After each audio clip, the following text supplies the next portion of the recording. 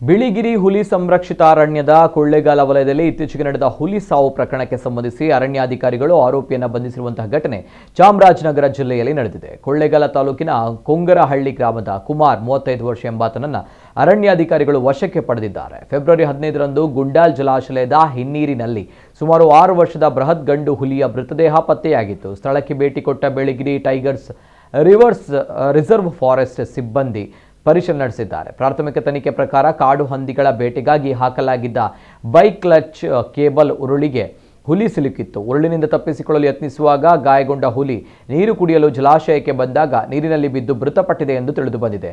ಹುಲಿಯ ಶ್ವಾಸಕೋಶದಲ್ಲಿ ನೀರು ತುಂಬಿರುವುದು ಮರಣೋತ್ತರ ಪರೀಕ್ಷೆಯಲ್ಲಿ ದೃಢಪಟ್ಟಿದೆ. ಈ ಕೃತ್ಯದಲ್ಲಿ ಇನ್ನುಳಿದವರ ಭಾಗಿದಾರಿಕೆ ಬಗ್ಗೆ ಅರಣ್ಯ ಇಲಾಖೆ ತನಿಖೆ ಮುಂದುವರೆಸಿದೆ.